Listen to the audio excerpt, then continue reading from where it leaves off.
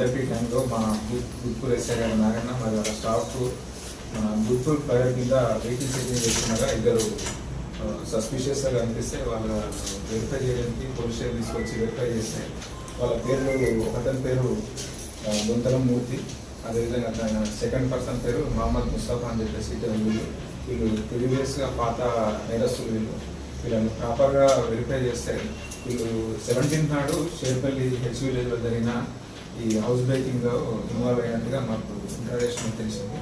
వీళ్ళని ప్రాపర్గా వెరిఫై చేసి వీళ్ళ దగ్గర అక్కడ థెఫ్ట్ కాబడిన ఈ ఇంటాక్ట్ ప్రాపర్టీని మొత్తం కూడా మేము రికవరీ చేయడం జరిగింది.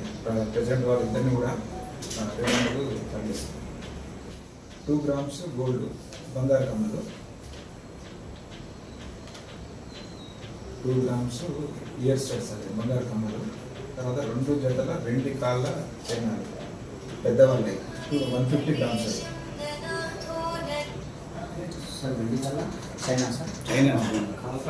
అదేవిధంగా ఈ కేసు డిటెక్ట్ కావడానికి ప్రధాన కారణము యాక్టివ్గా పనిచేసిన ఎస్ఐ గారు, అదేవిధంగా వాళ్ళ స్టాఫ్ నాగరాజు, రాఘవేందర్ కానిస్టేబుల్ వీళ్ళు యాక్టివ్గా పనిచేసిన వీళ్ళకు రివార్డు 2 కాళ్ళ చైనాలు పెద్దవాళ్ళే, 2 కాళ్ళు చిన్నపిల్లలై 85 grams అది. తర్వాత 2 మెడ చైన్లు, ఇవి మెడల్ వేసుకున్న చైన్స్ 22 grams. ఇవన్నీ ఈ ప్రాపర్టీ అంతా కూడా ఇంటాక్ట్ ప్రాపర్టీ, ఏదైతే పోయిందో అదే ప్రాపర్టీ రికవర్ చేయడం జరిగింది. ఈ అఫెన్స్ అయింది 17th నాడు అయింది, మధ్యాహ్నం టైంలో అయింది. డేస్కి ఇది ఓన్లీ 2 daysలోనే రికవరీ చేయడం జరిగింది. కాబట్టి మనకు ప్రాపర్టీ సేమ్ ఏదైతే ప్రాపర్టీ పోయిందో అదే ప్రాపర్టీని రికవర్ చేయడం జరిగింది. Age Gonthalamurthy 31 years. ఇతను మొండి క్యాస్ట్, బీసీ మొండి క్యాస్ట్. ఇతను నిమ్మబాయిగడ్డ జడ్చర్ల అతను. అదేవిధంగా సెకండ్ A2 మహమ్మద్ ముస్తఫా, ఇతను కూడా నిమ్మబాయిగడ్డ, తన ఏజ్ 25 years, జడ్చర్ల అతను కూడా.